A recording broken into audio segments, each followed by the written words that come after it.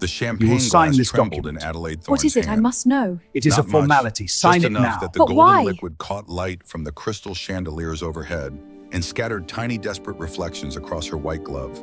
Just enough that she knew with the cold certainty of 8 years' practice reading Hostel Rooms that every one of the 200 guests assembled in Newport's casino club could see it. Could see her fear. The September evening had turned cold. Someone had opened the terrace doors, letting in ocean wind that carried salt and money, and the particular cruelty that thrived in spaces like this. Addie stood alone at the center of the parquet floor, surrounded by silk and diamonds and people who measured human worth by the weight of family names. Her father's name had weighed nothing, less than nothing.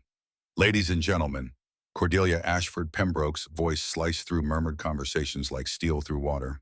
Sharp, surgical, designed to draw blood without visible wounds. I must address an uncomfortable matter. The room didn't fall silent, that would have been too obvious. Instead, it grew quiet the way predators grow quiet when they sense wounded prey. Conversations continued softer now. Eyes shifted careful. Fans moved slowly, the better to hear over painted silk. Addie's grip tightened on the crystal stem. Cordelia stood on the raised platform beneath an oil painting of some long-dead Vanderbilt in military regalia. She wore black, always black, 7 years after her husband's death, but the fabric caught light like crow feathers. Expensive crow feathers worth more than Addie earned in a year stitching hems at Mrs. Hartwell's Manhattan dress shop. The diamond brooch at Cordelia's throat caught chandelier light and threw it back like a warning. This young woman claims to have legal connection to the Ashford family. Cordelia produced a yellowed paper from her gown with a magician's precision. Except this particular trick had teeth. She has presented a document dated March of 1883, purporting to be a betrothal contract between my late brother, God rest his soul, and this girl's father. Whispers started, low, hungry. Her father was Malcolm Thorne, a railroad engineer who died 80 years ago owing this family $15,000.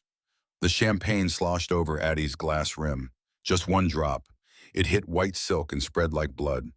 He was a drunk. Cordelia's tone remained conversational, pleasant, the sort one might use discussing weather. He borrowed money he couldn't repay, made promises he never intended to keep. And when creditors came calling, he took the coward's way out and left his daughter to face consequences alone. Addie's breath shortened. The room grew warm despite ocean breezes, or perhaps only her face burned her neck, the exposed collarbone, where her borrowed dress dipped too low for someone of her station. And now this seamstress appears before us with a document claiming my nephew is contractually obligated to marry her. 200 pairs of eyes turned. She'd been looked at before, measured, assessed, found wanting, but never like this. Never with this particular combination of pity and contempt and fascination, the way one might watch a dog that had learned to walk on hind legs. Impressive, perhaps. Ultimately grotesque. I ask you all as witnesses to this family's honor, is this the sort of woman who belongs in the Ashford name? The silence was absolute. Addie's father had taught her many things before he died. How to read the angle of a man's shoulders to know if he was lying. How still hands meant honesty, fidgeting meant guilt. How to survive in a world that measured people by gold in their pockets and always, always found her desperately short. He hadn't taught her how to stand in a ballroom full of strangers and endure public execution by whisper. The champagne glass shook harder. Then a voice spoke from shadows near the terrace doors. Low, rough as gravel. She belongs here because I invited her. The room turned as one. Nathaniel Ashford stepped forward from behind a marble column, his face carved from the same cold stone. 32 years old, and he moved like someone who'd learned to measure every step, every gesture, every word before speaking it. His evening clothes fit correctly, but without comfort, the way good tailoring fits a man who'd rather be wearing anything else. A scar ran from his left temple to his jaw, pale against tan skin. A gift from Cuba 10 years ago, when he'd been 22 and stupid enough to believe war had honor in it. The crowd parted without thinking.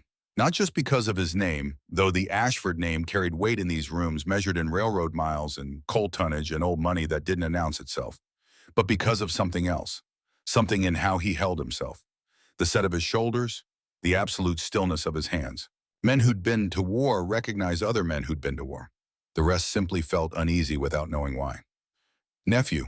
Cordelia's voice remained pleasant, but something flickered behind her eyes. Surprise or calculation or both. How kind of you to join us. I wasn't aware you'd returned from Manhattan. I sent word. Nathaniel stopped 3 feet from Addie, close enough to claim her, far enough to maintain propriety. His gaze never left his aunt's face. The letter should have arrived this morning. I received many letters. I cannot be expected to read them all. The lie hung visible as chandelier smoke. Nathaniel turned to Addie. His eyes were gray as winter ocean deep and very, very cold. They swept over her once the borrowed dress, wine-stained glove trembling, champagne glass, and something in his expression shifted, not softening. Nathaniel Ashford didn't soften, but recalibrating, adjusting. He held out his hand. Miss Thorne. His voice carried to every corner. Formal. Correct. Utterly devastatingly final. Addie stared at his hand, at calluses visible through white evening gloves, at fingers that remained perfectly steady while her entire body shook with effort of not running, not crying, not giving these people the satisfaction of watching her break. She set down the champagne glass, took his hand. His grip was warm, solid. The grip of someone who knew exactly how much pressure conveyed strength without causing pain. 11 weeks, he said so quietly only she could hear. Words barely moved his lips. That's all I need. Smile at them or we lose everything. Addie had smiled through worse. Through her father's funeral when creditors came to the graveside reminding her of debts that outlived the dead. Through 8 years of misses. Hartwell's kindness edged with pity borrowed dresses and mended stockings, and the particular shame of being educated enough to know she deserved better, poor enough to know she never would be. She could smile through this. She lifted her chin, met Cordelia's gaze across the ballroom and smiled. It wasn't pleasant. It wasn't meant to be. It was the smile of someone who'd learned that sometimes your only weapon was refusing to give enemies the satisfaction of your tears. Cordelia's eyes narrowed. The document is clearly fraudulent, she said, warmth draining from her voice. Any fool can see, then it should be simple enough to prove. Nathaniel's interruption was quiet, polite, absolutely immovable. Through proper legal channels, with proper authorities. He turned to face the crowd still holding Addie's hand. I apologize for disrupting your evening. Miss Thorne is my guest. She will be treated accordingly. Silence. Then from somewhere near the back, Mrs. Vanderbilt perhaps, or one of her set, a woman's voice said clearly, Of course, welcome Miss Thorne. It was like watching ice crack on a frozen pond. One voice, another, a third. Not warm, not welcoming, but acknowledgement that Nathaniel Ashford had claimed this woman and his claim carried weight whether they liked it or not. Cordelia stood very still on her platform. We will discuss this privately, she said softly. Later. Wow, yes, Nathaniel agreed. We will. He led Addie toward the terrace doors. The crowd parted. She kept her chin up, spine straight, hands steady in his, even though her legs felt like water, and her chest felt like someone had wrapped iron bands around her ribs, tightening them slowly until she couldn't breathe. They stepped onto the terrace. Ocean wind hit her face like a slap. Cold, clean, carrying the smell of salt and distance and all the places she'd never go, never see, never belong. Nathaniel released her hand, stepped back, put 3 feet of measured distance between them. Are you going to be sick? The question was so blunt, so devoid of polite fiction that had dominated the ballroom that Addie almost laughed. No. Good. He turned to look at Ocean beyond the railing. Moonlight caught his scar, turned it silver. I need you functional. Functional. For the next 11 weeks. After that, you can collapse however you like. Addie stared at his profile. At the hard line of his jaw, rigid shoulders, absolute stillness of hands gripping the terrace railing. 11 weeks ago, I'd never heard the name Nathaniel Ashford. I know. Your aunt just publicly destroyed what little reputation I had left. I know. And you think I'm going to smile through 11 more weeks of that because you asked me to? Nathaniel's hands tightened on the railing, just fractionally, just enough that she saw knuckles go white beneath gloves. No, he said. I think you're going to smile through 11 more weeks because 11 weeks ago someone came to your boarding house on Lexington Avenue and delivered a letter with my family's crest. And instead of burning it, you came. He turned to face her then. I think you're going to smile because your father's name is on a document you know he never signed, because someone used you as part of a scheme you don't understand, and because you want to know who and why. Addie's throat went tight. And I think you're going to smile, Nathaniel finished, because in 11 weeks I'm going to prove that document is a forgery. I'm going to clear your father's name, and I'm going to make sure Cordelia Ashford Pembroke never uses either of you again. Ocean wind pulled at Addie's hair, the borrowed dress, the facade she'd spent 8 years building. Why? She asked, the only word she could manage, the only question that mattered. Nathaniel looked at her for a long moment. His gray eyes gave nothing away. Because she used my father's name too, and his seal, and I am apparently the kind of person who cannot let a forgery stand. He said it without emotion, without warmth. Simple statement of inconvenient fact. Somehow that made it feel more true than any pretty speech would have. 11 weeks, Addie repeated. 11 weeks. And then you take your settlement money and disappear. Start fresh somewhere Cordelia's reach doesn't extend. Philadelphia, perhaps, or Boston. And you, I reclaim my inheritance. Marry whomever I choose or don't marry at all, and sleep well knowing I beat her at her own game.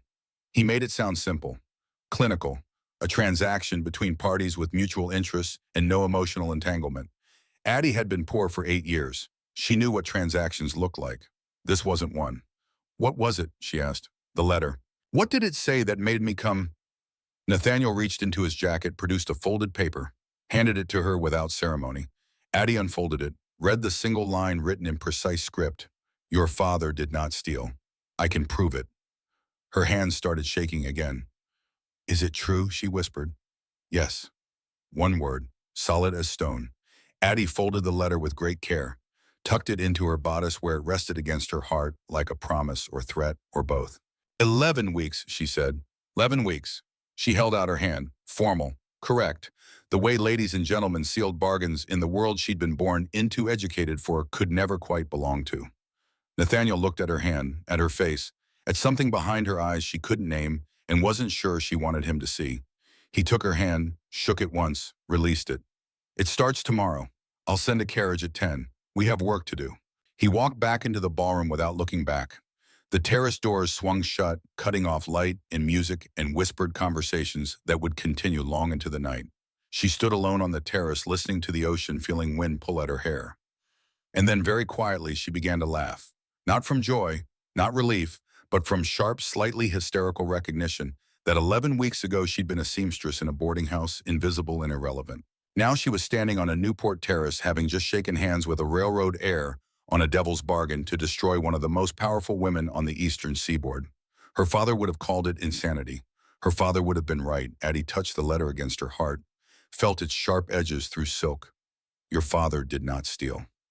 All right then, she whispered to the ocean, to the wind, to the ghost of a man who died believing himself a failure. 11 weeks. She walked back into the ballroom. Music had resumed. The crowd had returned to conversations, champagne, their delicate navigation of social hierarchies that mattered more than blood or bone or simple human decency. Cordelia stood near the far wall, surrounded by a tight cluster of women in black and gray. Her eyes tracked Addie across the room with a hawk's focus, watching a field mouse. Addie smiled at her, the same smile as before, sharp, unyielding. A declaration of war delivered in the curve of lips and tilt of chin. Cordelia's eyes narrowed. Good, let her wonder, let her worry, let her spend tonight trying to calculate what her nephew had promised, what leverage he'd used, what game he was playing. Addie had spent 8 years being underestimated. She was very, very good at it. The letter arrived on a Thursday. Mrs. Hartwell brought it up to the third-floor room. Addie rented, being generous for the arrangement where Addie worked 70 hours weekly in the dress shop downstairs in exchange for a bed, 3 meals, and enough money to occasionally buy soap, while Addie was pinning the hem on a visiting gown for one of Mrs. Vanderbilt's cousins. This came for you, Mrs. Hartwell set the envelope on the scarred wooden table that served as Addie's workspace dining surface, and the only flat area large enough to lay out a dress pattern. Expensive paper, wax seal. Someone thinks highly of themselves.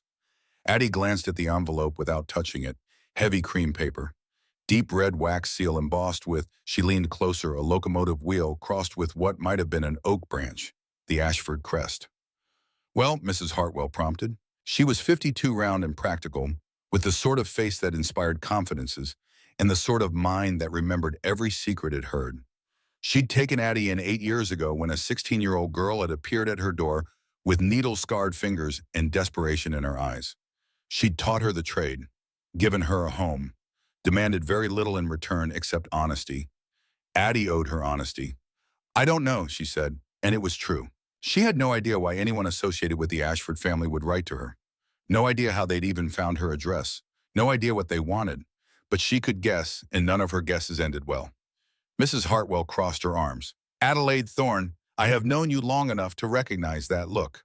What aren't you telling me? Addie set down the pincushion, wiped her hands on her apron, reached for the envelope with the deliberate care of someone handling a potentially venomous snake. The wax seal cracked under her thumb, inside a single sheet. Same heavy cream stock, same precise handwriting.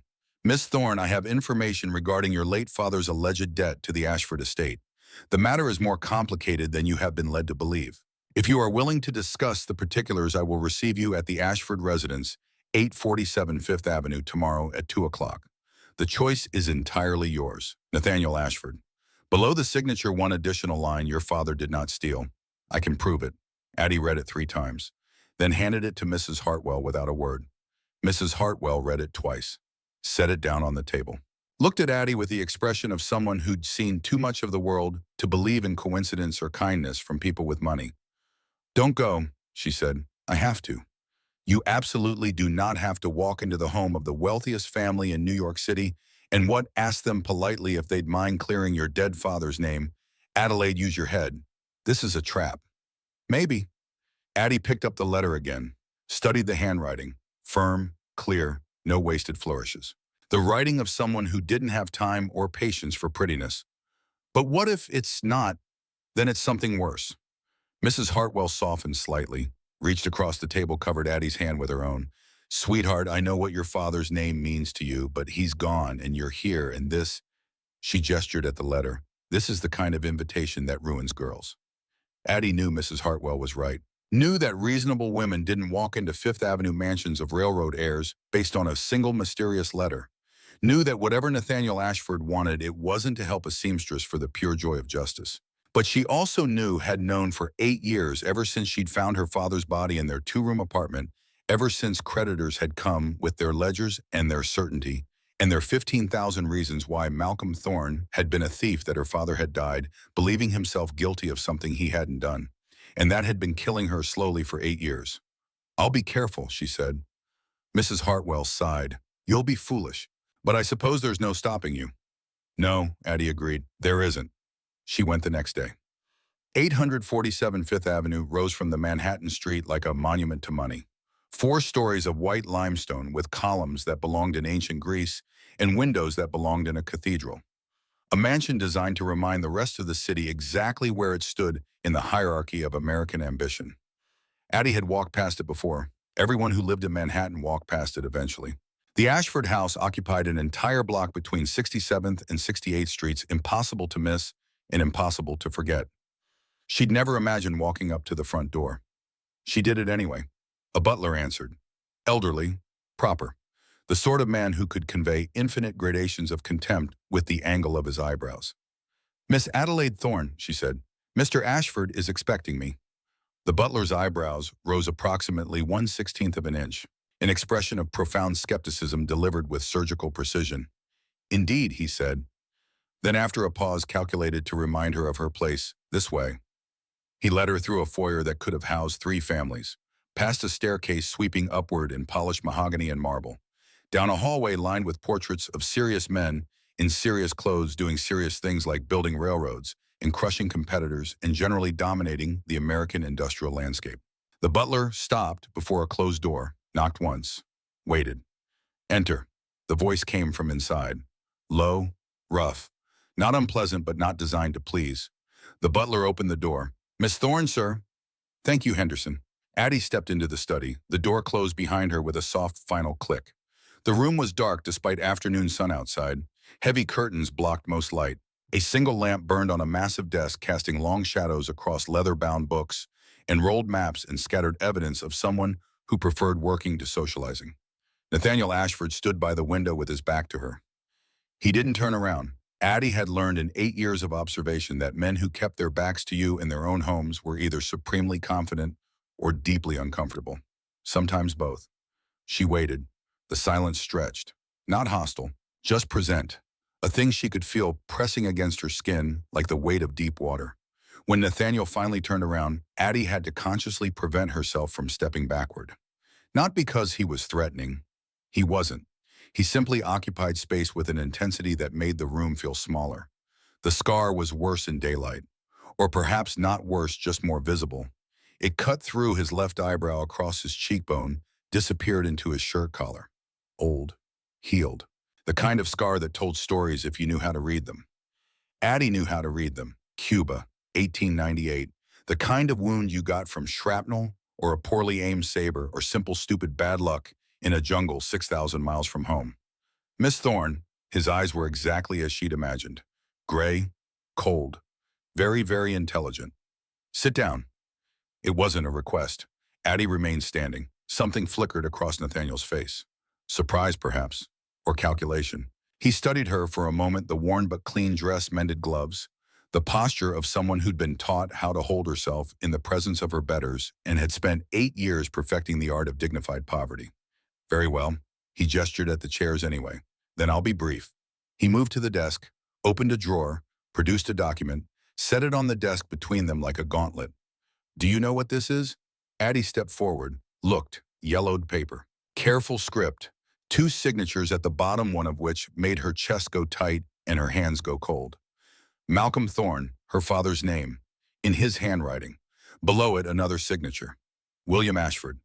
It's dated March 12th, 1883, Nathaniel said. His tone remained flat, factual, a lawyer presenting evidence. It purports to be an agreement between your father and mine. A betrothal contract specifying that you and I would marry before December 1908, or my father's estate would forfeit the principal of the inheritance to my mother's family. Addie stared at the document. My father died in 1900. I know. He was a railroad engineer. He earned $3 a day. He owned nothing except debts and a 2-room apartment in Brooklyn. I know. What could he possibly have offered your father that would be worth a betrothal contract? Nothing, Nathaniel said simply, which is why I believe this document is a forgery. The word hung in the air between them. Forgery. Addie's mind worked through implications with the speed of 8 years practice reading between the lines of polite cruelty. But someone wants you to believe it's real. My aunt, Cordelia Ashford Pembroke. Nathaniel's jaw tightened fractionally. She controls my inheritance through a trust arrangement my father established before his death. I cannot access the full estate until I marry someone she deems suitable. And she doesn't deem me suitable. She doesn't deem anyone suitable except Vivian Cavendish, whose family happens to own the 2nd largest shipping operation on the eastern seaboard. Nathaniel's voice remained studiously neutral. A marriage between our families would create a transportation monopoly from Pittsburgh to Portland. Profitable. Very. Addie looked at the document again, at her father's signature, at the deliberate strokes of his pen forming letters she'd seen 1,000 times on birthday cards and debt notices, in the single letter he'd left before he died. I'm sorry, little bird. I tried. I failed. Why show this to me? She asked. Because 3 weeks ago, my aunt presented this document to our family attorney as proof that I am contractually obligated to marry you before December 1st. If I refuse, the estate transfers to the Cavendish family trust. If I comply, he paused. Well, she assumes a woman of your background would be appropriately grateful for the elevation in station. Malleable, easily controlled. And you, I assume nothing. Nathaniel's eyes met hers. But I do know 3 things for certain. First, this document is a forgery. My family's attorney is investigating the notary records and witness signatures. Second, my aunt will use any means necessary to force me toward a marriage that benefits her financially. And third, he stopped. Third, Addie prompted. Third, your father's name is on a legal document accusing him of making an agreement he never made. And in 8 years, no one has bothered to question whether the debt he allegedly died owing was real. Addie's breath caught. You investigated my father's debt. I investigated everything. Nathaniel pulled another folder from the desk, opened it. Your father worked for Ashford Rail from 1879 to 1900, 21 years. He was paid on time, never disciplined, promoted twice. In 1899, my father died suddenly. My aunt assumed control of company finances. 6 months later, your father was accused of embezzling $15,000 from the engineering department's equipment fund. He didn't, Addie whispered. I know. How do you know? Nathaniel spread papers across the desk. Ledgers, receipts, personnel records. Because the equipment fund didn't exist until 1899. Because the signature on the embezzlement accusation isn't my father's, he was already dead.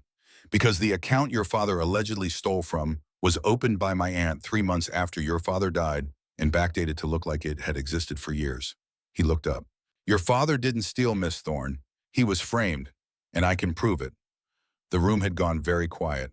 Addie's hands gripped the desk edge hard enough that her knuckles went white. Why? Her voice came out rough, broken. Why would she?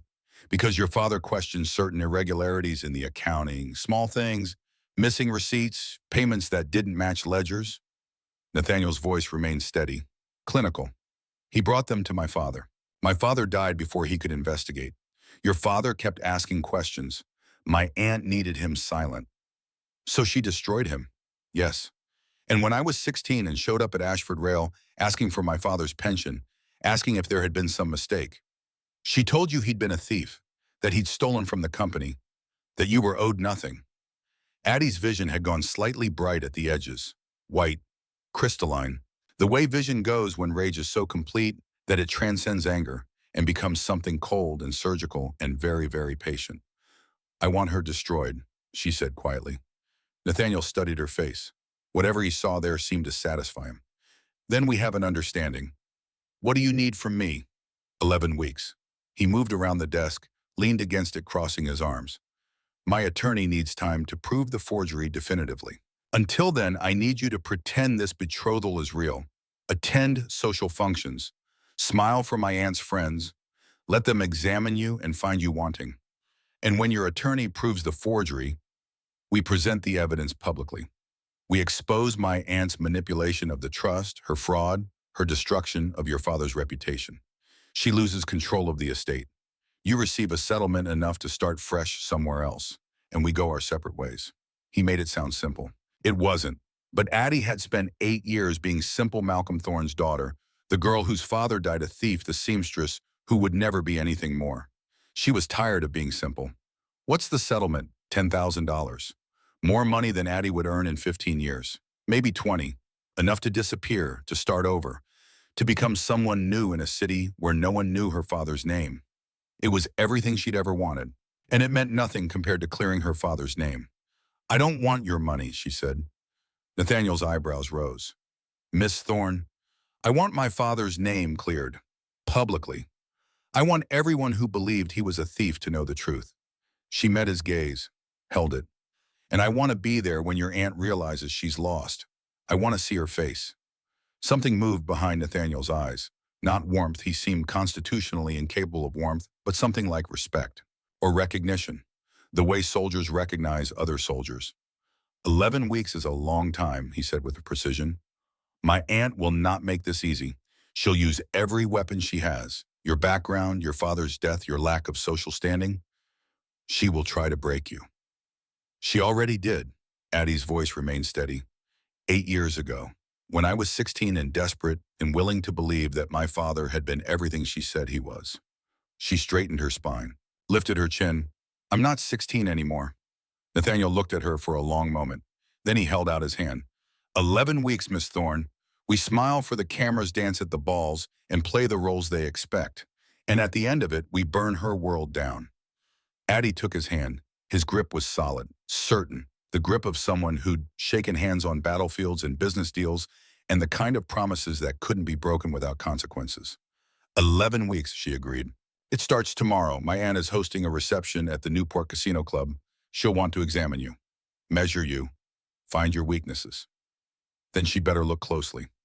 Nathaniel's mouth twitched, almost a smile. Not quite. I believe she will. The next morning, Cordelia Ashford Pembroke arrived at Mrs. Hartwell's dress shop without warning. Addie was working on a visiting gown, pale blue silk with seed pearl embroidery, the kind of mindless, delicate work that left her thoughts free to wander when the bell above the shop door chimed. She looked up and froze. Cordelia stood in the doorway like a queen surveying conquered territory. She wore black as always, a traveling coat with mink collar, a hat with peacock feathers, gloves that probably cost more than 3 months of Addie's rent. The shop fell silent. Hartwell emerged from the back room, wiping her hands on her apron. She took one look at Cordelia and stopped. Her face went very still, very watchful. Ma'am, she said, how may we help you? Cordelia's gaze swept the shop. Cataloged wooden floors, dress forms, bolts of fabric arranged by color and quality. Found it all wanting. You may leave us, she said, not a request.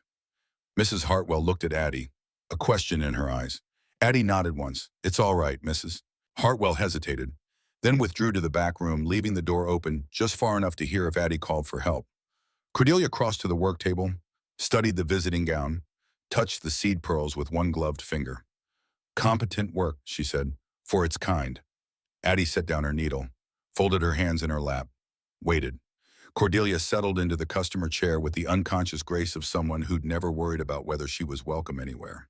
I wanted to see you before the formal announcement, to form my own impression. I'm honored. You should be. Cordelia tilted her head slightly. You're not what I expected. What did you expect? Someone coarser. Your father's circumstances suggested a certain roughness, but you speak well, carry yourself with some degree of poise. She paused. Mrs. Hartwell has been good to you. It wasn't a question. She has. A kindness, Cordelia's voice remained pleasant, conversational. Though kindness to the undeserving is often wasted effort, don't you think? Addie's hands tightened fractionally in her lap. I wouldn't know, she said. I've rarely been on the receiving end of undeserved kindness. Cordelia smiled. It didn't reach her eyes. No, I imagine you haven't. She leaned back in the chair. Let me be direct, Miss Thorne. I don't believe this betrothal contract is genuine. I don't believe my brother would have consented to such an arrangement. And I certainly don't believe that you, the daughter of a thief who died in disgrace, are suitable for the Ashford name. The words landed like blows. Precise, calculated, designed to wound. Addie had heard worse. Then we agree on something, she said quietly. Cordelia's eyes narrowed. Do we? I didn't seek this engagement. I don't want the Ashford name. And if the contract is fraudulent, then we both have an interest in proving it. It was the truth, or near enough to pass. Cordelia studied her with the intensity of a jeweler examining a suspect's stone. My nephew is not a fool. If he's agreed to proceed with this charade, he has his reasons. What I haven't determined is whether you are part of those reasons or simply a tool he's using. She leaned forward. So let me make this very clear, Miss Thorne. I don't intend for this match to proceed. Whatever document exists, whatever claims have been made, you are not suitable for my family. You have no position, no fortune, no social connections of any value. You are in, the most fundamental sense, beneath us. The contempt in her voice was absolute, pure, the kind of contempt that came from 58 years of unchallenged certainty that some people simply mattered more than others. Addie met her gaze. Then it should be easy enough to prove the contract false. Something flickered in Cordelia's eyes. Surprise, perhaps, or calculation. She stood, smoothed her gloves with practiced precision. I haven't decided whether you're a pawn or a fool, but I will. And when I do, Miss Thorne, you will wish you'd never heard the name Ashford. She turned toward the door, stopped, looked back. One more thing. The reception tomorrow night. Wear something appropriate. Mrs. Hartwell will know what I mean. She left without waiting for a response. The bell chimed. The shop fell silent. Addie sat very still, her hands folded in her lap, her breathing slow and measured. In the back room, Mrs. Hartwell waited 3 full minutes before emerging. Adelaide, I know. That woman is dangerous. Yes, I know. Mrs. Hartwell crossed to the work table, sat down heavily. You're still going through with this insanity. It wasn't a question. Yes. Even after that, especially after that. Addie picked up her needle, returned to the seed pearl embroidery with hands that didn't shake. She called my father a thief, to my face, in my home. She drove the needle through silk with perhaps more force than strictly necessary. I'm going to that reception tomorrow night. I'm going to smile. I'm going to let her and her friends yammon me and find me wanting. And I'm going to enjoy every single second of it. Why? Addie looked up, met Mrs. Hartwell's eyes. Because in 11 weeks, I'm going to watch Nathaniel Ashford prove that document is a forgery. I'm going to watch him expose every lie she's told, every life she's ruined, every dollar she's stolen. And I'm going to be standing right there when she realizes that the seamstress's daughter she thought was beneath her was the one who helped bring her down. Mrs. Hartwell stared at her, then slowly began to smile. You really are Malcolm Thorne's daughter, she said softly. Yes, Addie agreed. I really am. She returned to her sewing. Outside, a carriage bearing the Ashford crest rattled past on Lexington Avenue, carrying Cordelia back to whatever gilded cage she called home. Addie watched it go. 11 weeks. She could survive 11 weeks. She'd survived 8 years. What was 11 more weeks of smiling while the world tried to break her? 11 weeks and then justice. 11 weeks and then truth. 11 weeks and then Cordelia Ashford Pembroke would learn what it felt like to have your name dragged through the mud and your reputation destroyed and your certainties shattered like glass. Addie drove the needle through silk again, again, again. 11 weeks. She was very, very good at waiting. The carriage arrived every morning at 10. Black lacquer, Ashford crest on the door. A driver who never spoke, and a footman who handed Addie in and out with the mechanical precision of someone trained to treat cargo and passengers with equal indifference. Mrs. Hartwell watched from the shop window each time. Arms crossed, expression caught somewhere between maternal concern and grim satisfaction of watching someone march deliberately toward disaster. Still sure about this? She'd asked on the third morning. Addie had adjusted her borrowed gloves, pale gray, kid leather mended at the seams, and met Mrs. Hartwell's eyes. No, but I'm doing it anyway. The first week passed in a carefully orchestrated performance. Delmonico's for lunch with 3 of Cordelia's closest associates. Aging widows with diamond chokers and sharp eyes who'd spent 2 hours asking questions designed to sound like polite conversation and feel like interrogation. Where had she been educated? A small academy in Brooklyn. Now closed. What were her accomplishments? Needlework, some French, basic mathematics. Her family connections, none worth mentioning. Her expectations for the marriage. She had learned to smile when questions had no safe answers. Nathaniel had sat beside her throughout, silent, observant. His presence less protective than analytical, like a naturalist studying how prey responded to predators. He'd spoken twice. Once to redirect a particularly invasive question about her father's business affairs. Once to order wine. The widows had left unsatisfied, which Addie suspected had been the point. You did well, Nathaniel had said in the carriage afterward. Not praise, assessment. They expected you to flinch. You didn't. Should I have? No. He'd looked out the window at Fifth Avenue rolling past, but most people would have. The second event had been worse. An exhibition at the Metropolitan Museum newly opened paintings from the French Impressionists, all soft light and expensive irrelevance, where Cordelia had made a point of introducing Addie to everyone who mattered and several people who didn't. My nephew's friend. The pause before friend had been calculated. Surgical. From Brooklyn. She'd made Brooklyn sound like a disease. Addie had smiled, examined the paintings, made appropriate noises about color and composition and the remarkable use of light. She'd also watched how Cordelia's shoulders tightened when anyone mentioned Silas Merrick's name, watched her fingers go to the diamond brooch at her throat whenever conversation turned to legal matters, watched the micro-expressions that flashed across her face when she thought no one was looking. Fear. Just a flicker. Just enough.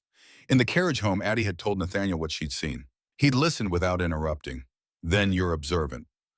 My father taught me. She'd kept her gaze on the window, on the city sliding past in shades of gray and gold. He said most people broadcast their thoughts if you know how to read the signals. Was he right? Usually. Nathaniel had been quiet for a long moment. Then, what am I broadcasting right now? Addie had turned to look at him, really look, at the rigid line of his shoulders, the absolute stillness of his hands, the way his jaw stayed locked even when he spoke. That you're waiting for something to go wrong, she'd said quietly. And you're angry at yourself for not knowing what. He'd met her gaze, those gray eyes giving nothing away. Am I poem? Yes.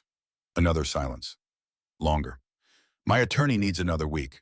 Can you manage another week of this? Addie had thought of her father, of 8 years of silence and shame and believing the worst about someone who deserved better. I can manage 11 weeks. I already told you that. The corner of Nathaniel's mouth had twitched. Almost a smile. Not quite. Yes, you did. The third week brought the symphony at Carnegie Hall and a revelation Addie hadn't expected. The concert itself had been forgettable. Brahms. Something slow and German and designed to make wealthy people feel cultured. Addie had sat in Nathaniel's box third tier. Excellent acoustics, a view of everyone who mattered, and tried to look appropriately moved by music that mostly made her think about how many hours of needlework it would take to afford a single ticket. But then during intermission, Vivian Cavendish had appeared at the box entrance.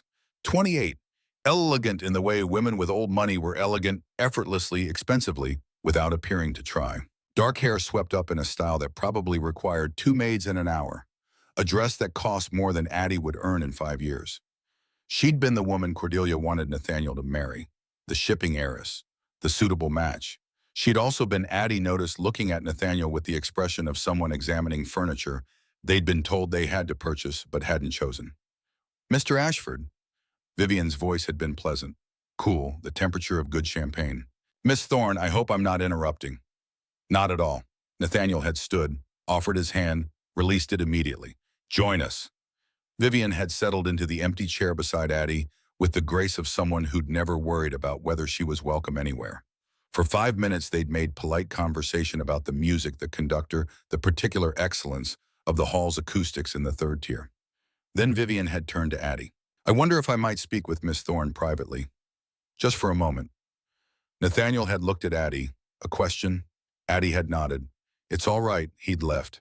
Disappeared into the crowd gathering champagne and opinions in the lobby below. Vivian had waited until his footsteps faded. Then she'd said very quietly, I don't want to marry Nathaniel Ashford any more than he wants to marry me. Addie had stared at her. Vivian had smiled, sad, tired. The smile of someone who'd spent 28 years performing a role she'd never auditioned for. Mrs. Ashford Pembroke has been planning our union since I was 16. My parents approved.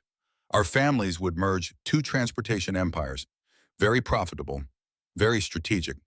She'd looked down at her gloved hands. Very miserable for everyone involved. Then why agree? Because women like me don't refuse women like Cordelia. Vivian's voice had remained soft. We smile. We comply. We marry the men we're told to marry and have the children we're expected to have and die knowing we did our duty to our family's fortunes. She'd looked up, met Addie's eyes. But you're not like me, are you, Miss Thorne? No, I'm not. Good. Vivian had reached into her small evening bag, produced a folded slip of paper. Then perhaps you can use this. Addie had unfolded it, read 3 lines in careful script. Mrs. Astor's Summer Registry, August 1883. Check the witness list for Heinrich Schrank. She'd looked up. What is this, a gift? From one prisoner to another. Vivian had stood as the orchestra began tuning for the second half. Mrs. Ashford Pembroke has a weakness. She trusts her social circle absolutely. She believes people with the right names are incapable of betrayal.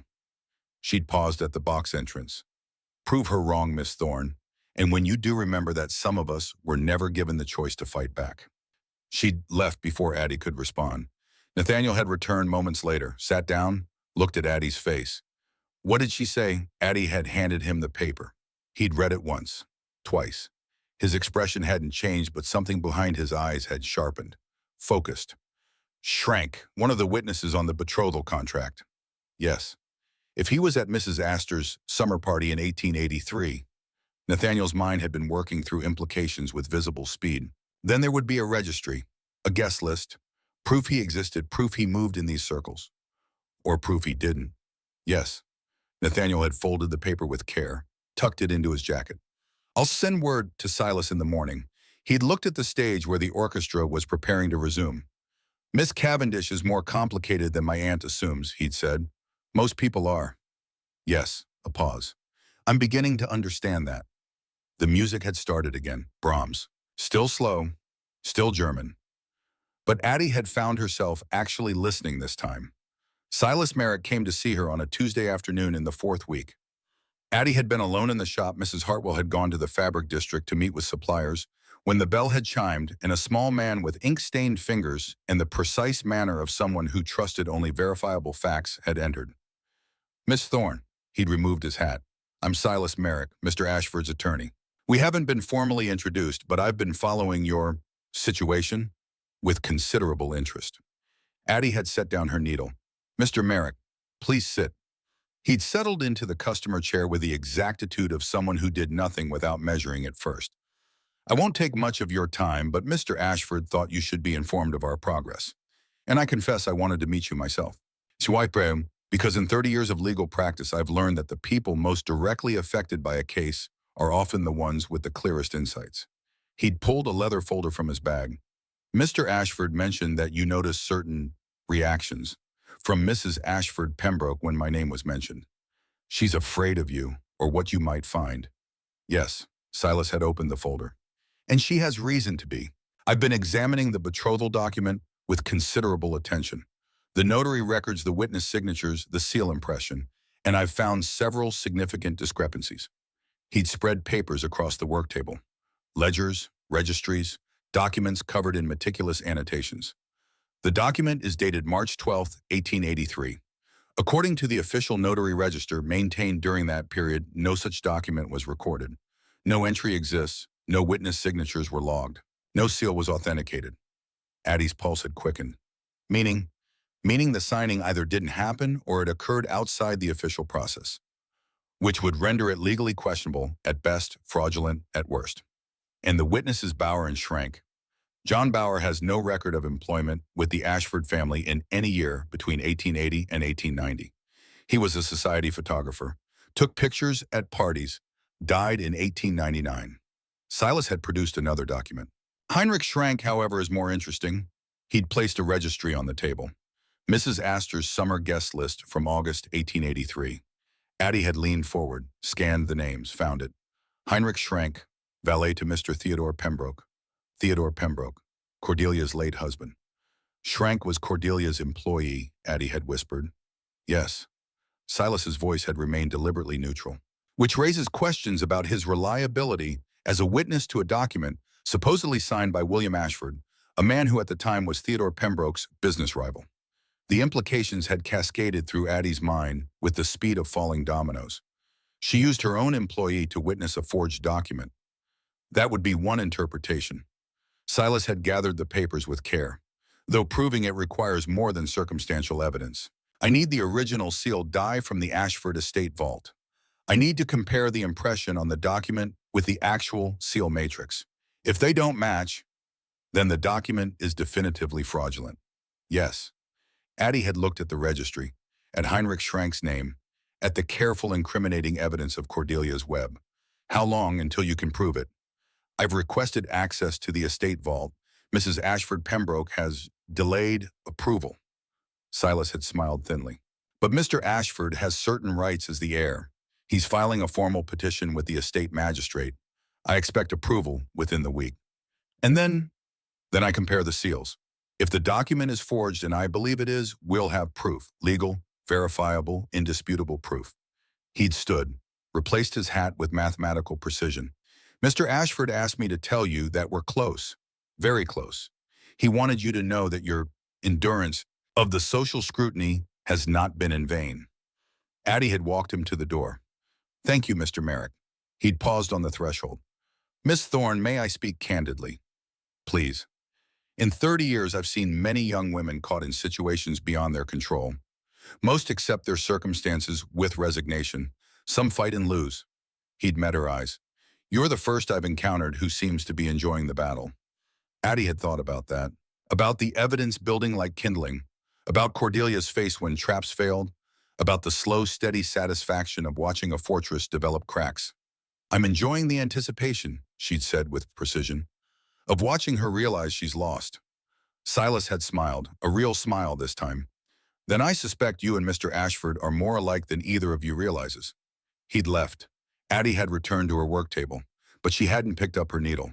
Instead, she'd thought about 11 weeks, about patience and strategy and the particular pleasure of revenge served cold. The dance card incident happened on a Friday night in the 5th week. Mrs. Vanderbilt's autumn ball. 300 guests. The kind of event where being seen mattered more than enjoying yourself, and being seen with the right people mattered most of all. Addie had worn a dress Mrs.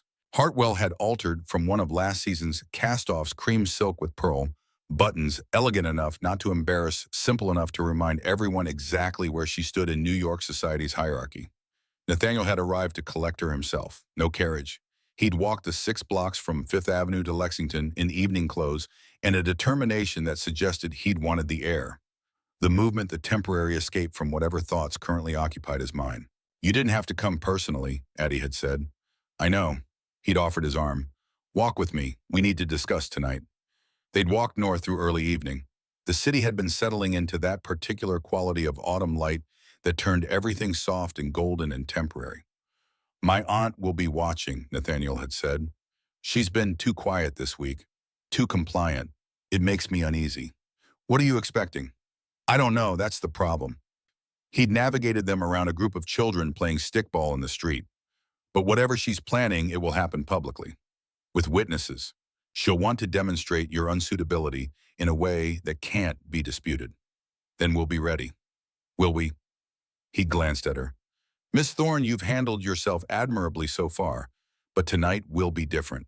There will be dancing, formal protocols, a dozen opportunities for small failures that my aunt will interpret as proof of your inadequacy. Addie had felt something sharp and cold settle in her chest. Not fear, something harder. I know how to dance, Mr. Ashford. I didn't mean... Yes, you did. She'd stopped walking, pulled her arm free from his. You meant that I'm a seamstress from Brooklyn who learned to waltz from a book and won't know which fork to use at dinner and might embarrass you in front of people who matter. Nathaniel had stood very still. That's not what I meant. Isn't it? A long silence. Around them, the city moved, vendors closing shops, families heading home, the ordinary machinery of life proceeding without awareness that two people were standing on a street corner having a conversation that would determine whether they trusted each other or merely used each other. My father spent his entire life terrified of embarrassment, of social failure, of being found wanting by people whose opinions shouldn't have mattered, but did anyway. Nathaniel had looked at her directly. I watched it destroy him slowly. The constant performance, the fear of mistakes, the belief that one wrong move could undo everything he'd built. He'd paused. I don't want that for you. I don't want you to spend tonight afraid of failure, but I also can't pretend my aunt won't use every weapon she has, including your background, including your father's reputation, including anything else she can twist into evidence of your unsuitability. Addie had studied his face, the scar, the gray eyes, the absolute absence of social artifice. Are you warning me or preparing me? Both. Honest, direct, no pretty lies about how everything would be fine. Addie had respected that more than comfort would have earned. Then let her try. I've survived worse than a bad waltz. Nathaniel's expression had shifted, not quite a smile, but something close. Yes, I believe you have. They'd resumed walking. Mrs. Vanderbilt's ballroom glittered like a jewelry box designed by someone with more money than restraint. Chandeliers, mirrors, gold leaf on everything that could be gold-leafed, and several things that probably shouldn't have been. Addie had accepted her dance card from a footman at the entrance. Small, ivory, attached to her wrist with a silk cord. A social technology designed to organize the evening's partnerships with mathematical precision. She'd filled it with care. 2 dances for Nathaniel propriety required it. The others distributed among the sort of young men who'd been pointed in her direction by mothers who either didn't know better or were deliberately testing social boundaries. Robert Brennan, Charles Whitmore, Edward Thornton, all perfectly appropriate, all carefully chosen to avoid any appearance of impropriety or preference. She'd set the card down briefly on a side table while adjusting her glove. The right one had been digging into her wrist since they'd arrived and turned back to find Nathaniel watching her with an expression she couldn't quite read. What? She'd asked. Nothing. But his gaze had flicked to the dance card, to the table where she'd set it, to something behind her that made his shoulders go rigid. Walk with me. Not a request. He'd taken her arm and guided her toward the terrace doors with the sort of casual authority that didn't invite refusal. They'd stepped outside into air that smelled of ocean and expensive cigars, and the particular ozone quality that preceded rain. Your card, may I see it? Addie had handed it to him without question. He'd studied it in the light spilling from the ballroom. His jaw had gone very tight. The second dance, the entry has been altered. Addie had looked. The handwriting was similar to hers, careful feminine, but not identical. The loops were different. The pressure of the pen, where she'd written Edward Thornton, someone had changed it to read Robert Brennan. I don't understand. I already had Mr. Brennan down for the 5th dance. I know. Nathaniel's voice had gone flat. Cold. Robert Brennan is Vivian Cavendish's devoted admirer. Has been for 3 years. Everyone knows it. If you're seen dancing with him twice in one evening, particularly early in the evening, it will look like you're deliberately cultivating his attention. The implications had settled like stones in Addie's stomach. It will look like infidelity. Yes, which gives your aunt grounds to declare the engagement improper. Yes, Addie had taken the card back, studied the altered entry with the deliberate attention of someone who'd spent 8 years reading between the lines of polite cruelty. She changed it, or someone working for her. When you set it down while you were adjusting your glove. Nathaniel had been scanning the terrace, the ballroom beyond, looking for threats with the automatic precision of someone who'd learned that safety was an illusion and vigilance was survival. I saw someone approach the table. I was too far away to intervene. Who? I don't know. The crowd was too thick. His hands had gripped the terrace railing. But it doesn't matter. What matters is what we do now. Addie had looked at the card, at the altered entry, at the deliberate sabotage designed to look like her own poor judgment. What do we do? Nathaniel had turned to face her. His expression had been absolutely certain. You don't dance the second dance. If asked, you developed a headache, a migraine, something sudden but not serious. I remain beside you. We make the evening unremarkable. And Mr. Brennan will understand when I explain the situation tomorrow. Nathaniel's voice had remained steady. He's a decent man. He won't want to be used as a weapon against you. Addie had nodded, tucked the card into her glove where it pressed against her wrist like evidence, like proof. She's getting desperate. Yes. Which means we're close. Yes. Nathaniel had looked at her then. Really looked. The way he'd looked at her in his study that first day, assessing, calculating, trying to determine if she was strong enough for what came next. Can you do this? The performance, the vigilance, knowing that every moment, every gesture, every word is being weaponized against you. Addie had thought of her father, of Cordelia's visit to the dress shop, of 8 years spent believing the worst about someone who deserved better. I can do this for another 6 weeks. I've already survived 8 years. What's 6 more weeks of smiling while people try to break me? Nathaniel's expression had done something complicated. Not quite softening, he didn't soften, but adjusting, recalibrating. You're stronger than I expected. People usually are when they have to be.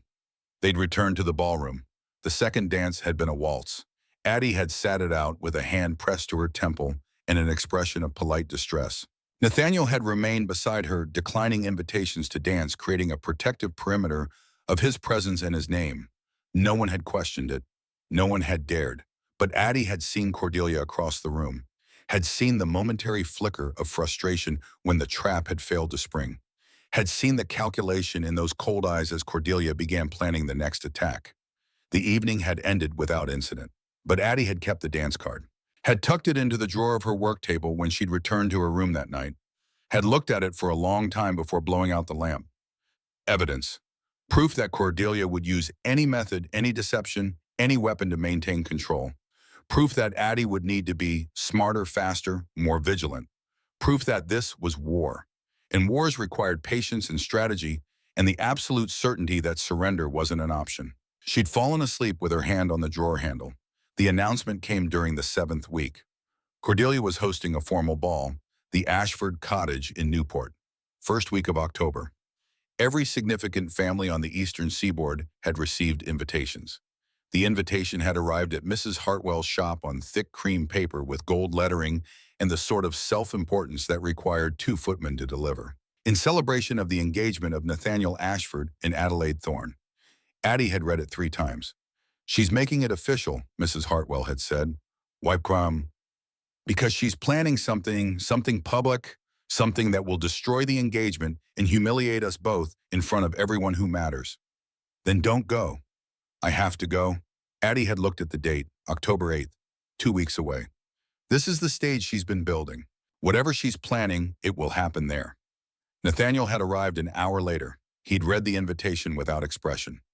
My aunt has never done anything without purpose.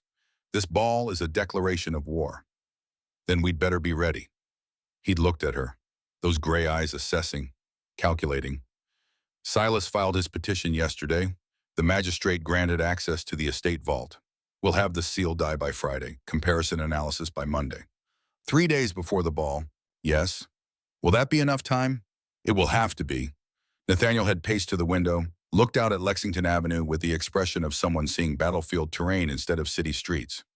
Silas found another discrepancy. The seal impression on the document, the wax depth, the crest placement, the pressure pattern is inconsistent with other documents authenticated in 1883. Meaning it was either stamped with a copy of the seal or created years later and backdated. He turned to face her. Either way, it's fraudulent. We just need the physical evidence to prove it definitively. Addie had stood, crossed to where he stood, close enough to speak quietly. far enough to maintain the careful distance they'd established over 7 weeks of partnership. What aren't you telling me? Nathaniel had been very quiet for a very long moment. My aunt has been too quiet since the dance card incident. She's been compliant, accepting. She stopped her usual interference, stopped her social maneuvering. Which worries you? Yes. Because quiet means planning. Yes. He'd met her gaze. She knows we're close to proof. She knows Silas is investigating. She knows the magistrate granted vault access, which means whatever she's planning for the ball, it's her final move, her last chance to stop us before everything unravels. What do you think she'll do? I don't know. And the admission had cost him. Nathaniel Ashford did not enjoy not knowing. But it will be public, devastating, designed to destroy your credibility so thoroughly that even proof of forgery won't matter. Addie had thought about Cordelia's visit to the shop, about the contempt in her voice when she'd called Malcolm Thorne a thief, about 8 years of believing the worst about someone who deserved better. Let her try. I'm not the 16-year-old girl she destroyed 8 years ago. No, you're not. He'd reached into his jacket, produced a small leather case, opened it. Inside a pocket camera. Compact, expensive, the latest model from Eastman Kodak. Take this. If you see anything, documents, letters, anything that might be the evidence, photograph it. The film develops in 48 hours. Silas can authenticate the images. Addie had taken the camera, felt its weight in her palm, solid, real. A weapon disguised as technology. You think I'll need this at the ball? I think my aunt has spent 7 weeks underestimating you. Nathaniel's voice had remained steady. That's her weakness. Use it. He'd left shortly after. Addie had spent the evening learning to operate the camera. Point, focus, click. The mechanical simplicity of capturing truth. She'd practiced on the altered dance card, on her father's last letter, on the invitation to the ball. Evidence, proof. The currency of truth in a world built on lies. But 2 nights before the ball, everything changed. The fire started just after midnight. Addie woke to the smell of smoke and the sound of Mrs. Hartwell pounding on her door. Adelaide Fire, the shop is on fire. She'd stumbled out of bed, grabbed her father's journal and the camera, the only things that mattered, and followed Mrs. Hartwell down the stairs through smoke that grew thicker with each step. The shop floor was engulfed. Flames eating through fabric, consuming dress forms, turning years of work into ash and memory. They'd made it to the street as the building groaned behind them.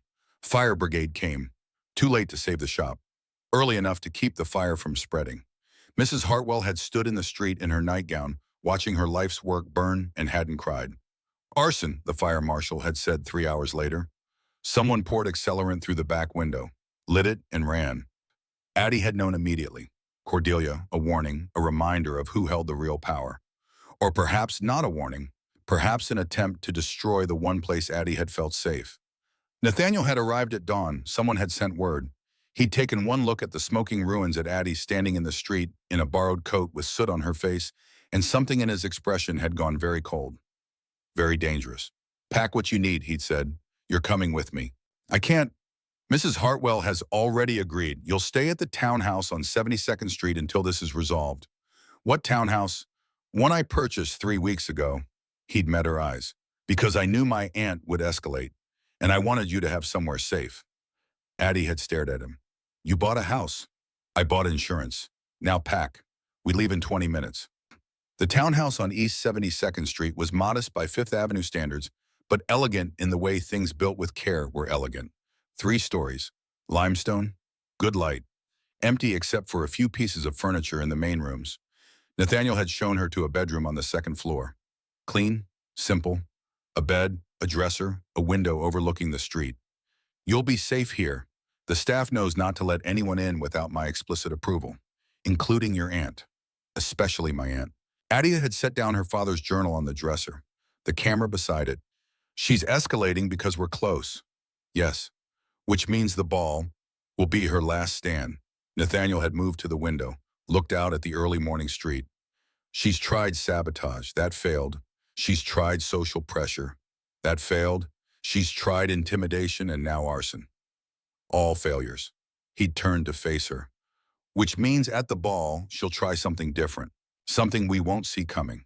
Something that will destroy you so completely that no amount of evidence will matter. Like what? I don't know, but I know someone who might. He'd pulled out his pocket watch, checked the time. Get some rest. At 2 o'clock, we're going to see Vivian Cavendish. Vivian received them in her family's Fifth Avenue mansion in a private sitting room that overlooked Central Park. She'd listened to Nathaniel's account of the fire without interrupting. When he'd finished, she'd been quiet for a long moment. My aunt is desperate, she'd said finally, which makes her dangerous, but it also makes her predictable. How so? Addie had asked. She operates on the principle that social standing is everything, that reputation matters more than truth, that if she can destroy your credibility publicly enough, permanently enough, no one will believe anything you say afterward. Vivian had stood, crossed to a small desk, opened a drawer. 3 months ago, Cordelia approached my mother with a proposition. If I married Nathaniel as planned, she would ensure that certain indiscretions from my past never became public. What indiscretions? Nathaniel had asked. Letters to Robert Brennan expressing sentiments that would be considered highly inappropriate for an unmarried woman. Vivian had produced a folder. Love letters, quite explicit ones, which Cordelia somehow obtained. She'd handed the folder to Nathaniel. She's been collecting leverage against everyone in her circle for years. Letters, photographs, documents, anything she can use to ensure compliance. Addie's mind had raced ahead. The ball, she's going to use something like that against me. Almost certainly. Vivian had met her eyes. The question is what? You haven't been in society long enough for her to have collected much, but your father had nothing to hide. Are you certain? Vivian's tone had been gentle. Because desperate people find things, or create them. The room had gone very quiet.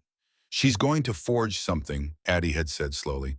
Another document, something that makes my father look worse, or me look like I've been lying about something. That would be consistent with her methods, Vivian had agreed. Nathaniel had been very still, thinking.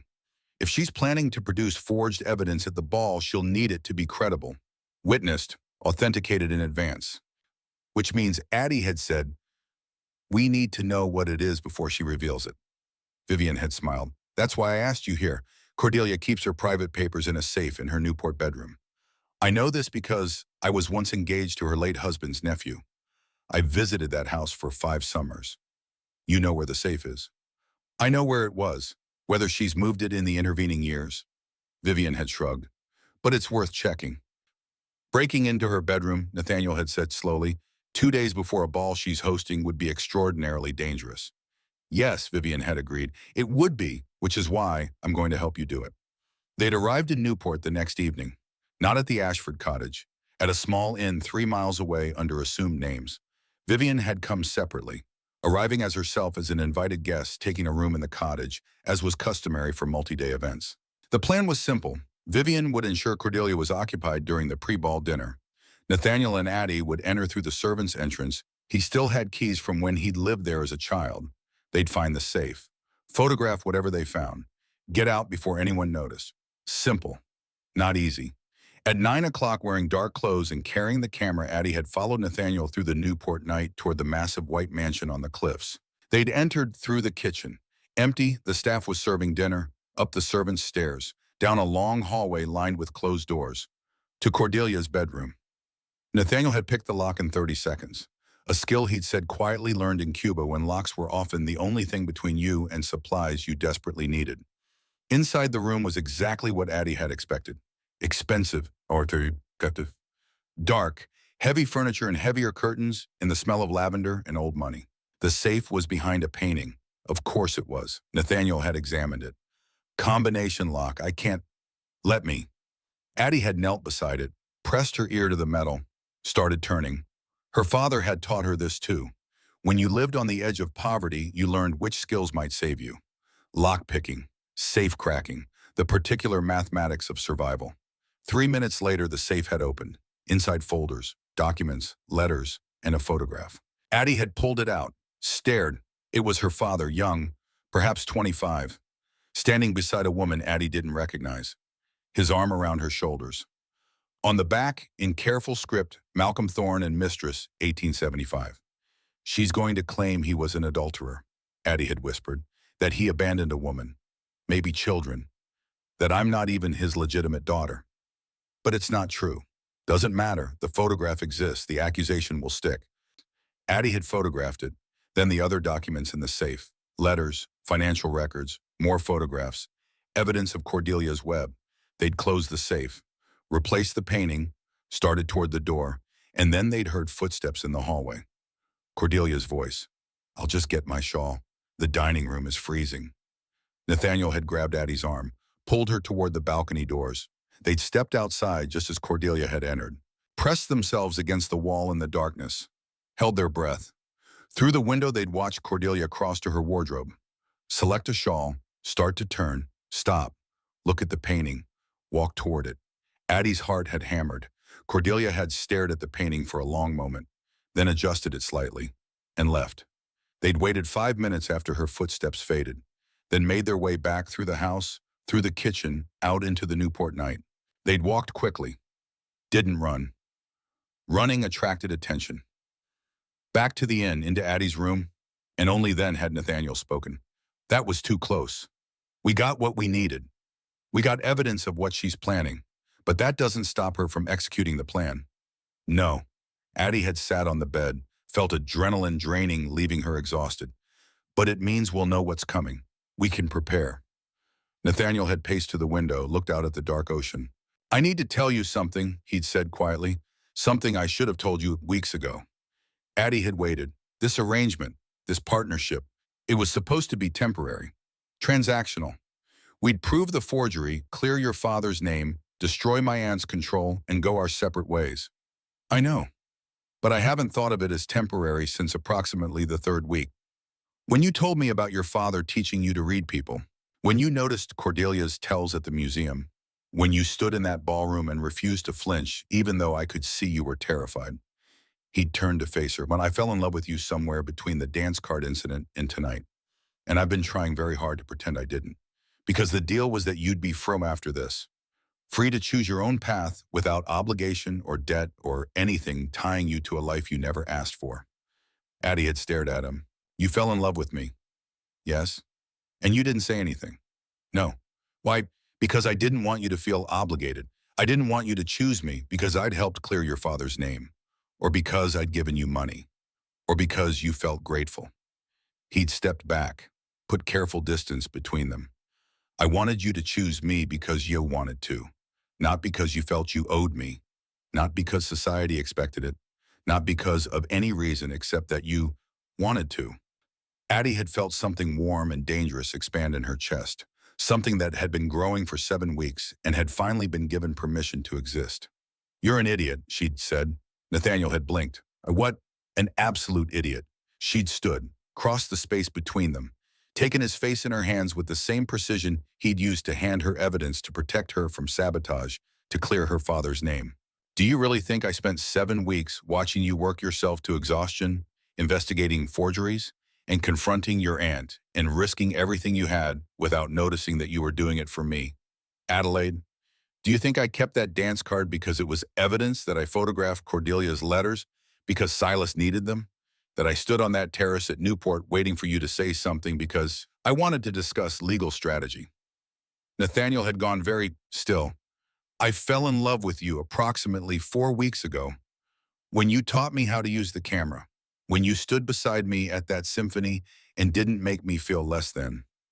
When you looked at me after Cordelia's public attack and your first thought wasn't whether I'd embarrassed you, but whether I was all right. She'd smiled. And I've been waiting for you to figure out that partnership could mean something more than strategy. Adelaide, don't ask me yet, she'd said quietly. Not until after the ball, not until we've won, not until I can say yes, knowing that I'm choosing you freely, not because you saved me. Nathaniel had looked at her for a long moment. Then he'd kissed her. Slow, careful, testing whether reality matched anticipation. It had. When they'd finally pulled apart, Addie had rested her forehead against his. After the ball, she'd whispered. After the ball, he'd agreed. The morning of the ball arrived with the kind of crisp autumn clarity that made Newport look like a painted postcard. Ocean wind carried the scent of salt and impending rain. Seabirds wheeled over the cliffs where mansions perched like monuments to excess. Addie woke in the inn room to find Nathaniel already gone. A note on the bedside table in his precise script. Silas has the seal comparison. Meeting him at 8, back by 10. In, she dressed carefully, the blue silk misses. Hartwell had made, before the fire destroyed everything hung in the wardrobe. Addie had salvaged it from her room above the shop. One of the only things to survive. She wore it like armor. At precisely 10, Nathaniel returned. His expression was grim, satisfied. "The seals don't match," he said without preamble. "Silas has photographic evidence. Microscopic differences in the eagle's wing feathers. The document was stamped with a copy, not the original. Definitive proof. Yes. And the photograph from the safe? Fake." Nathaniel pulled out a folder. Silas compared it to authenticated photographs of your father from the same period. Different man. Similar enough at casual glance, but under magnification, different bone structure. Different ears. She found someone who looked like him and fabricated a scandal. Addie had sat down slowly. 7 weeks of careful planning, 7 weeks of performance and vigilance and slowly assembling evidence. And now they had it all. "What happens tonight?" she asked. "Cordelia will make her move during the ball. Probably in the third hour when guests are relaxed, champagne has been flowing, inhibitions are down. She'll produce the photograph. She'll claim you've been lying about your father.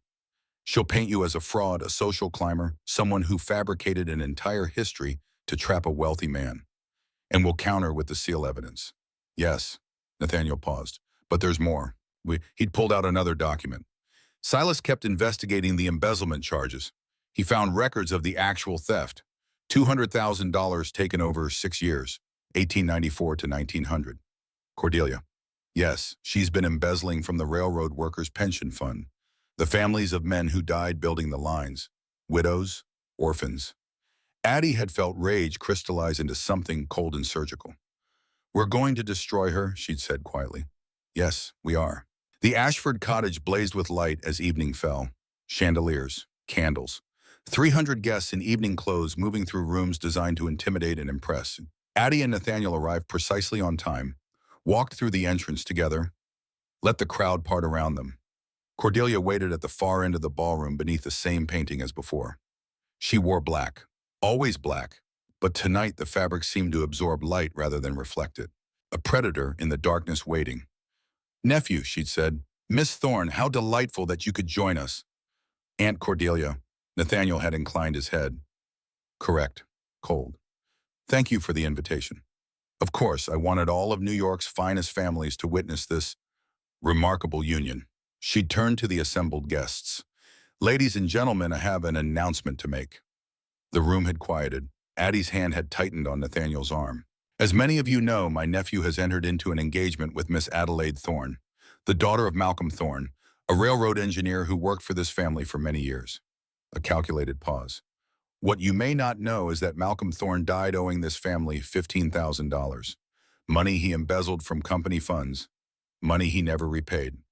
Whispers started. "Miss Thorne is a seamstress. She has no family, no fortune, no social connections of any value. Her father died in disgrace. She has spent 8 years in poverty." The room had been very quiet now, the hungry quiet of people watching an execution. And yet she claims to have a legal right to marry into one of the wealthiest families in America, based on a document supposedly signed by her father and my late brother. She'd produced the yellowed paper, held it up for the crowd to see. "I ask you as witnesses to this family's honor, is this the sort of woman who belongs in the Ashford name?" The silence that had followed had been absolute. But this time Addie hadn't felt the same crushing weight, because this time she'd been ready. Cordelia hadn't finished. "But there's more." She'd produced another document. The photograph. "I have recently discovered that Malcolm Thorne was not the honorable man his daughter claims. This photograph dated 1875 shows Malcolm Thorne with his mistress, a woman he maintained for years while married to Adelaide's mother." Gasps. Genuine shock this time, which raises questions. Cordelia had continued, her voice cutting, about whether Adelaide Thorne is even legitimate, whether her entire claim to her father's name, and by extension to this engagement, is built on lies. The crowd had erupted in whispers, and Nathaniel had stepped forward. "My aunt is entitled to her opinions about social standing." His voice had carried, not loud, but absolute. "However, this engagement was not entered into through sentiment, and it will not be dissolved through sentiment. It was entered into through legal document." "A fraudulent document," Cordelia had said flatly. "Then prove it." Nathaniel's voice had remained calm. "In the proper venue, before the proper authority. The document bears your father's seal. My father died 4 years ago. He cannot confirm what he signed and what he didn't sign." Nathaniel had paused. but his notary left records, and those records are very thorough. Something had flickered across Cordelia's face. Records can be disputed, she'd said. Yes, they can, which is why I've filed a formal petition with the estate magistrate, citing irregularities in the document's authentication. The room had shifted, murmurs, whispers. Cordelia's hand had gone to the diamond brooch at her throat. The magistrate has granted my attorney access to the estate vault, to examine the original sealed die, to compare it with the impression on this document. He'd met his aunt's gaze across the ballroom with, if the document is genuine, the seals will match. If it's fraudulent, they won't. It's quite simple, really. The silence had been different now, not judgment, uncertainty. When Cordelia had asked. The analysis was completed yesterday afternoon. Nathaniel had pulled a folded paper from his jacket. Would you like to see the results? Addie had felt her heart hammer, felt the room tilt slightly, felt 8 years of grief and shame and patient rage culminate in this moment, this room, this proof. Nathaniel had unfolded the paper, held it out, not to Cordelia, to Silas Merrick, who'd appeared from the crowd with practiced precision. Silas had taken the paper, looked at it, nodded once, then he'd addressed the room. Ladies and gentlemen, I am Silas Merrick, attorney to the Ashford estate. I have conducted a thorough examination of the betrothal document in question. He'd produced his own papers, spread them on a nearby table for anyone close enough to see. The document is dated March 12, 1883. According to the official notary register, no such document was recorded on that date. No entry exists. No witness signatures were logged. The crowd had pressed closer. Furthermore, I obtained the original sealed die from the Ashford estate vault. I have compared it against the seal impression on the disputed document. He'd placed 2 photographs side by side, magnified images, clear enough that even from across the room, Addie could see the differences. The depth of the wax, the placement of the crest, the pressure pattern, the microscopic details of the eagle's wing feathers, none of them match. He'd looked up, met Cordelia's gaze. This document was not sealed with the Ashford family seal die. It is a forgery. The room had erupted, not chaos, but noise, movement, the sudden release of tension that came when certainty shattered.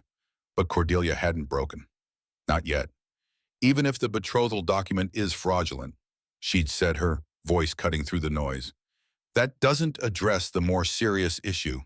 Malcolm Thorne's adultery, Adelaide Thorne's questionable legitimacy. These photographs are also fraudulent. Nathaniel had produced another folder. The man in this photograph is not Malcolm Thorne. Silas compared it to authenticated photographs from the same period. Different bone structure, different ears, similar enough at casual glance, but definitively not the same man. He'd held up comparison photographs for the crowd to see. My aunt hired someone who resembled Malcolm Thorne and staged this photograph, creating scandal where none existed. Just as she forged the betrothal document, just as she forged the embezzlement charges that destroyed Malcolm Thorne's reputation 8 years ago. The room had gone very quiet. Embezzlement charge, someone had asked. Yes. Nathaniel had turned to address the crowd directly. In 1900, my aunt accused Malcolm Thorne of stealing $15,000 from the engineering equipment fund. Based on that accusation, he was terminated from employment. His pension was denied. His reputation was destroyed. He'd paused. But the equipment fund didn't exist in 1900. It was created in 1899 after my father's death by my aunt. The embezzlement charges were fabricated.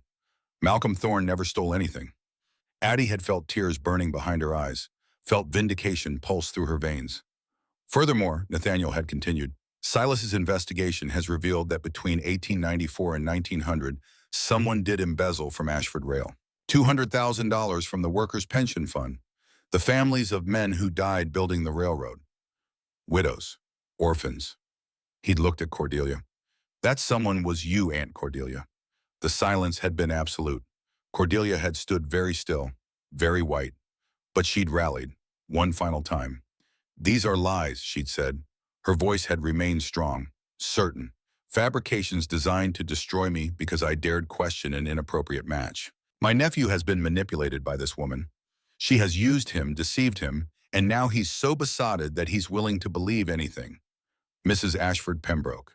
The voice had come from the entrance. Magistrate Howard Collins had walked into the ballroom, flanked by 2 federal marshals. I am Howard Collins, magistrate of the estate court. I have reviewed the evidence presented by Mr. Merrick. I have examined the documents, the seals, the financial records. He'd approach Cordelia with the steady pace of someone who'd done this before and would do it again. Based on this evidence, I am issuing a formal ruling. The betrothal document is declared fraudulent and void. The embezzlement charges against Malcolm Thorne are hereby rescinded, and I am referring the matter of the pension fund embezzlement to the district attorney for criminal investigation. Cordelia had taken a step backward. You cannot, she'd whispered. I can, and I have. The magistrate had produced a document. Additionally, Mr. Ashford has filed for emergency suspension of your trust authority based on demonstrated fraud. I have granted that petition. Effective immediately, you are removed from all administrative positions relating to the Ashford estate. The crowd had been utterly silent now, watching, witnessing.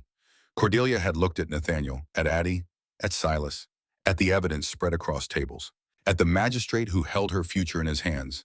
And for the first time in 58 years, she'd had no move to make. I want to speak with my attorney, she'd said. That is your right.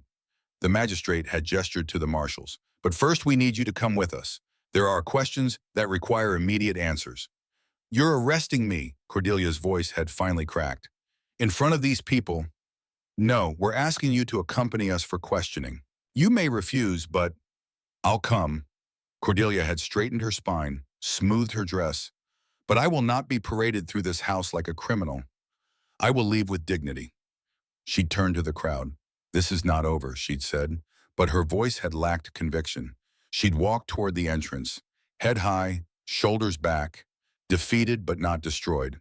The marshals had followed, and Addie had watched her go, felt her father's vindication settle into her bones like warmth after a long winter.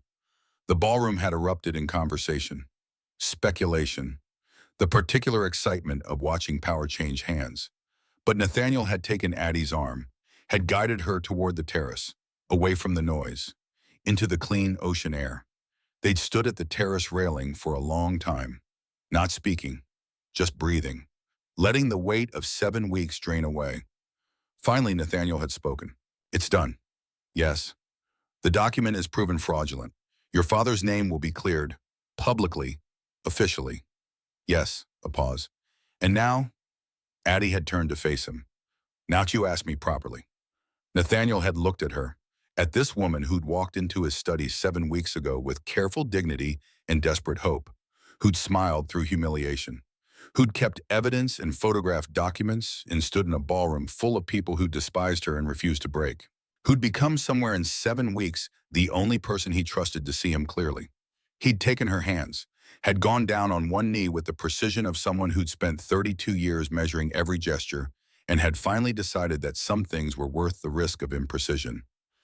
Adelaide Thorne, will you marry me? Not for legal convenience, not for strategic advantage, not because any document says we should, but because I love you, because you notice what I miss, because you're stronger than I am, because I want to spend my life with someone who kept a dance card as evidence and used a camera as a weapon and taught me that honor isn't about never making mistakes, it's about fixing them when you do.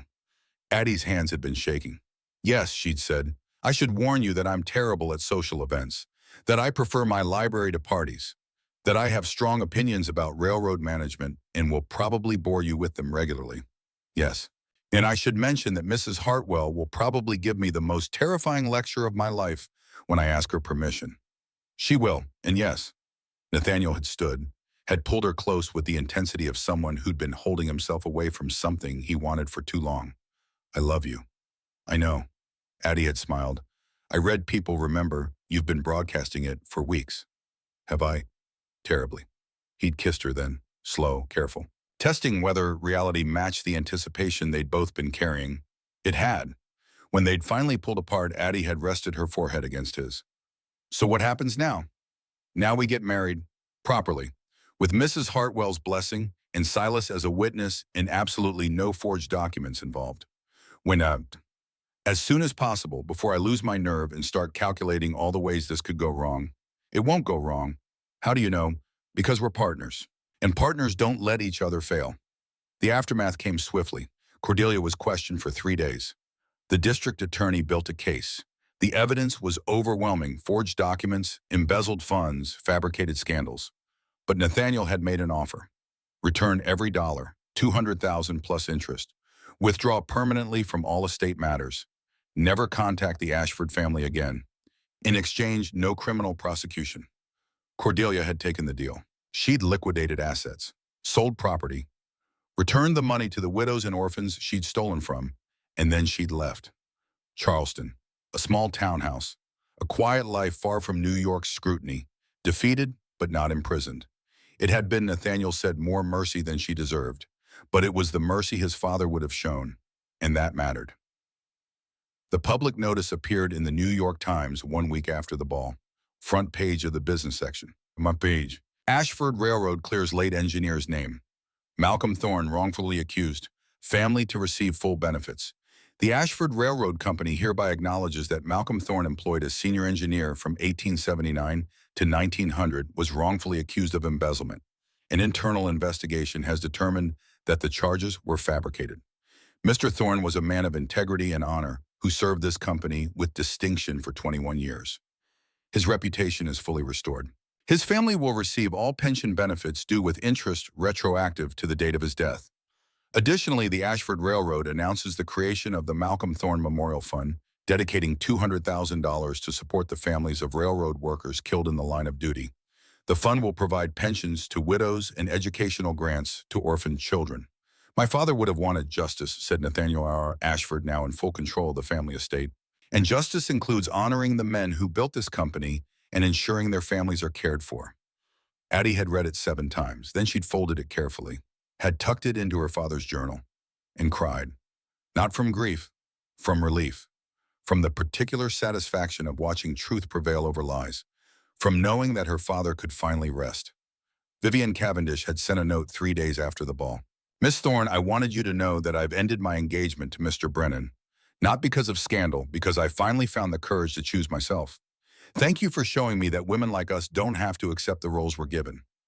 We can write new ones. I'm leaving for Europe in the spring. Paris, I think. To study art. My mother is horrified. I've never been happier. With gratitude and admiration, Vivian Addie had smiled. Some victories were collective. They'd married on a Tuesday in December. Not at a church. Not with 200 witnesses and society's approval. In the magistrate's office was Silas Merrick and Mrs. Hartwell in attendance, and the kind of practical simplicity that suited them both.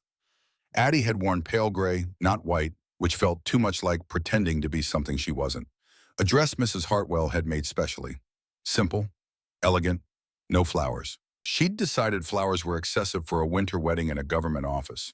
Nathaniel had worn dark wool, had arrived precisely on time with a ring he'd commissioned simple gold, their initials engraved inside where only they would know.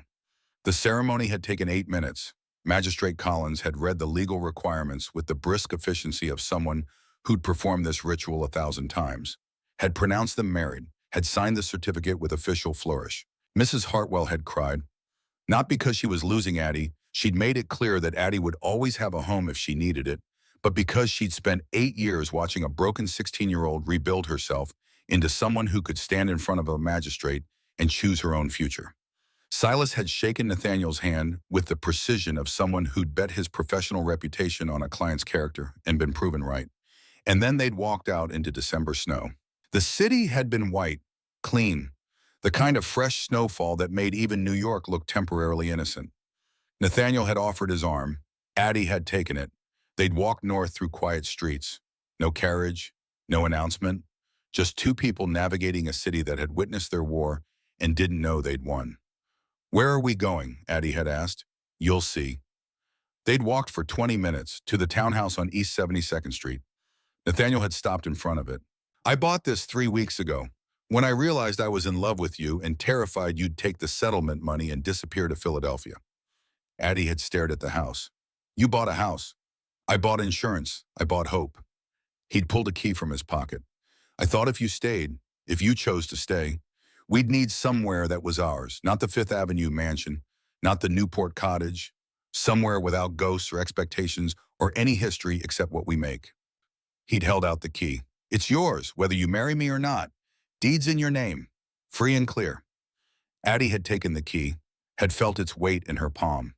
Proof that Nathaniel Ashford's version of love involved property deeds and practical planning and the kind of foresight that planned for her freedom, even while hoping she'd choose to stay. Show me. He'd unlocked the door. The interior had been empty. unfurnished. Just clean rooms and good light and potential. They'd walk through it together. Kitchen, parlor, library with built-in shelves waiting for books. 3 bedrooms on the second floor. A study on the third with windows overlooking the street. I thought, Nathaniel had said as they'd stood in the empty library, we could use this room for your father's things, his tools, his drawings, anything you want to keep. A place to remember him properly. Addie's throat had gone tight. And this, Nathaniel had continued leading her to the study, could be yours, for whatever work you choose. Mrs. Hartwell mentioned you'd been talking about opening your own dress shop. There's room on the first floor. Good light, space for equipment. You planned all this? Yes. He looked uncertain. Is it too much? I know I tend to manage things. Plan too far ahead. If you'd rather, Addie had kissed him. Hard. The kind of kiss that said, thank you and I love you and yes, this is exactly right, all at once. When she'd pulled back, Nathaniel had been smiling. Actually smiling. Not the almost smile, not the careful calculation, but genuine warmth that transformed his face into something younger, softer, more real. I'll take that as approval. Take it as yes to everything. The house, the library for my father, the shop, all of it.